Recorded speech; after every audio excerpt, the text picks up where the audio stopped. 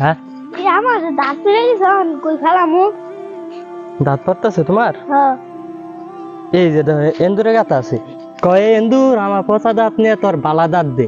এই এন্দু তোর পছন্দ আমার পছন্দ দাঁত দে তোর বালা দাঁত দে। হ্যাঁ এখন তোমার দাঁত বালা দাঁত দিব এন্দুরে, বুঝছো?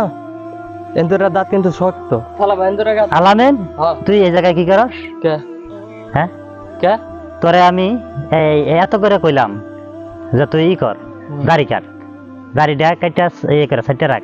কইছি তোরা এখন ডিজিটাল বাংলাদেশ সবাই বিয়া করে আলছে, সব পোলাপান বিয়া করে আলছে, তোর সুন্দর দেখে একটা বিয়া করাই দেই। তুই কি এই কথা আমার হলি না? একটা পাত্রী দিলাম, ভালো একটা পাত্রী দিলাম, অনেক টাকা পয়সা দিব, তার কি করলি তুই? এই সব প্ল্যান দুলির সাথ করে দিলি।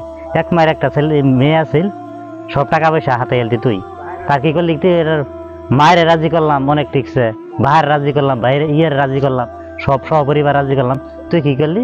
তোর এই দাড়ি দেখা তোর ওই এই মেয়েটা রাজি হইলো না।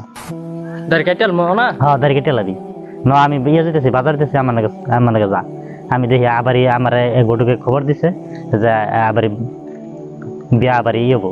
যাও দাড়ি আজকে কাটতে গেলাম, দাড়ি আজকে কাটতে গেলাম, বিয়া করবে যে ঘুরে আইছি।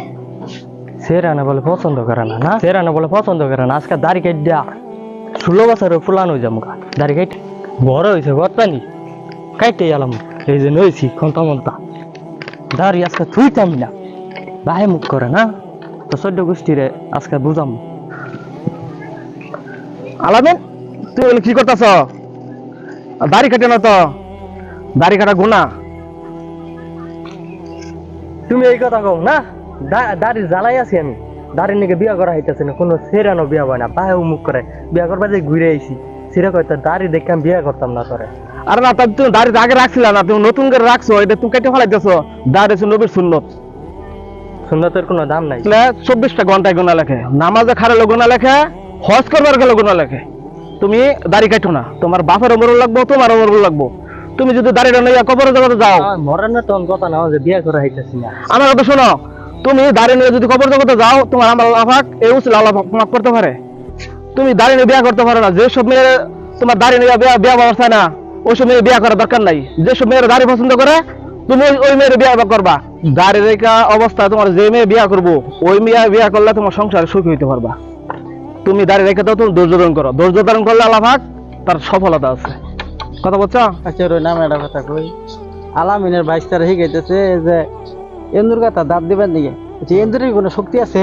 না না না, এন্দুর কোন শক্তি নাই, দাঁত দেয় আল্লাহ তাআলা। আল্লাহ আল্লাহ তাআলা দাঁত দেয়। এই কথা কইলে তোমার শিরিক লোক তোমার জাহান্নামে চিরস্থায়ী জাহান্নামী। আরে এইটা কথা তো আগে বাপ চাচারা এই শুরু থেকে কই আইতাছে, ও না এটা ভুল হয় কে? বলো বই, এটা তো আগে তো হের হুজুর আছিল না, হে নোয়া কইলে হুজুর আছিল, তারা যিনি শিখছে তারা হিনি শিখাইছে। ওমান বড় বড় মুক্তি মুহাদ্দিস আছে, এরা এটা কোরআন তাফসীর করতেছে। এই তাফসীরের মাধ্যমে অনাঙ্গের কোরআন হাদিস অনুসরণ করতে হবে, বুঝছো? তো এইভাবে থাকবা। তুমি দাড়ি কাটো না, দাড়ি কাটলে 24 ঘন্টা গুনাহগারী হবা। আচ্ছা আচ্ছা, জায়গা